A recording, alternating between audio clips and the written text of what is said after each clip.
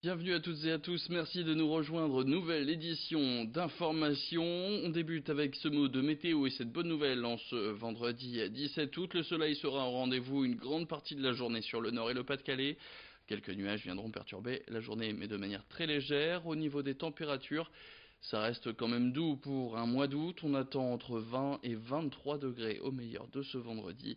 Les prévisions météo plus complètes, c'est à la fin de cette édition.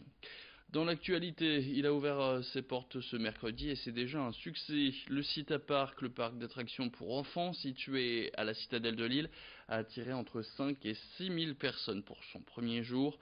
Une affluence inespérée pour son créateur Thierry Féhéry, mais qui montre l'impatience des familles après un mois et demi d'ouverture de retard, donc sur la date d'ouverture.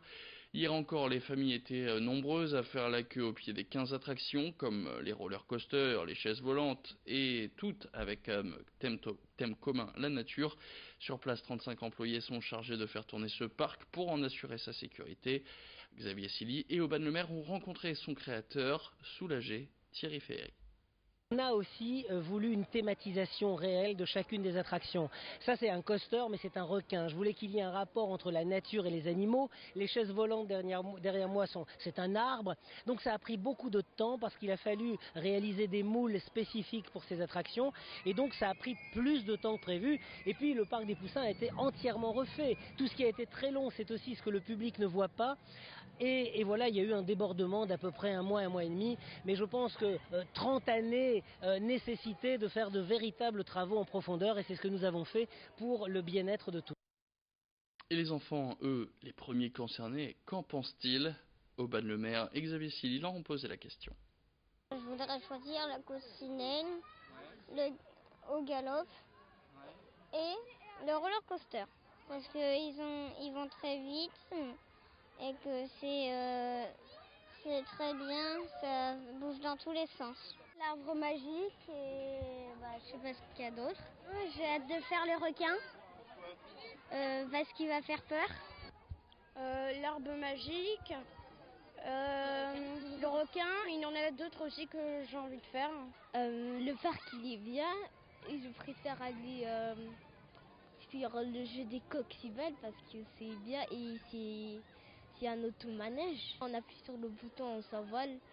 Et aussi l'arbre magique, on aime bien parce que l'arbre il se soulève souvent et c'est automatique. Ce week-end à 800 aura lieu la vente solidaire organisée par l'association Les Petits Frères des Pauvres. Une brocante qui se tiendra devant la maison de vacances Marie-Stella. Une maison à l'histoire un peu singulière, d'une pension bourgeoise dans l'après-guerre. Elle devient une maison de vacances pour l'association des Petits Frères des Pauvres dans les années 70. La brocante, elle, a été lancée en 1997 quand Marie-Stella a failli fermer ses portes. Il fallait donc trouver des fonds en urgence. Ces ventes sont devenues une tradition pour les Petits Frères des Pauvres. Elles permettent d'obtenir des fonds complémentaires aux dons et aux legs pour financer toutes les actions qu'elles mènent. Écoutez, Audrey Diacre, elle est responsable de la maison de vacances Marie-Stella. Elle répondait au micro d'Omar Mustapha.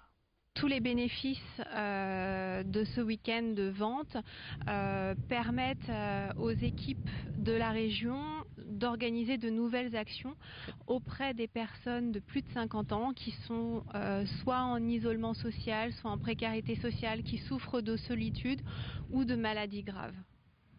Voilà, donc ça peut être l'organisation d'un repas de Noël, des sorties culturelles, des nouveaux séjours de vacances, une organisation d'un week-end, voilà, pour créer du lien social, pour rassembler les gens.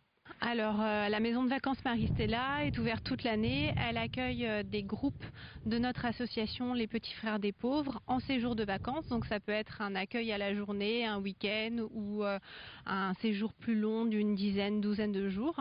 Et on accueille également des groupes extérieurs, des maisons de retraite ou des foyers pour personnes en situation de handicap. Voilà, pour passer des moments conviviaux en vacances.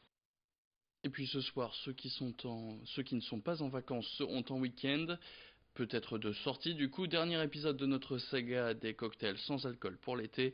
Comme chaque vendredi, notre journaliste Xavier Silly s'est rendu au bar Le Joker dans Lille. Voilà peut-être une recette à savourer si vous êtes donc de sortie cette semaine. on vous emmène direction le sud.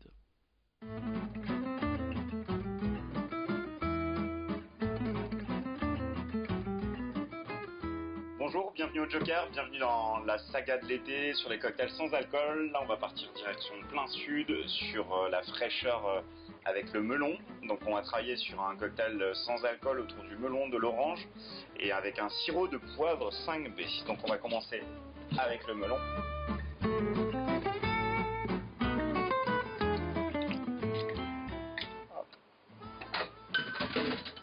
On va mettre de la bergamote pour aller chercher de la fraîcheur.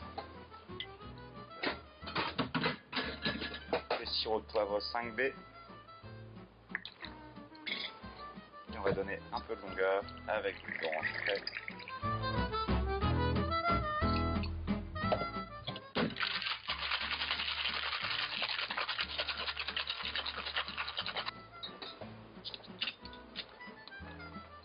Et c'est parti.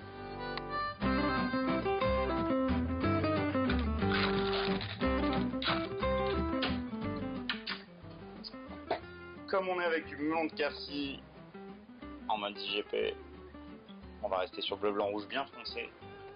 Et en décoration, on va avoir quelques tranches de melon bien fraîches. Pour rappeler le sirop de poivre, quelques grains de baie rose. Bonne dégustation.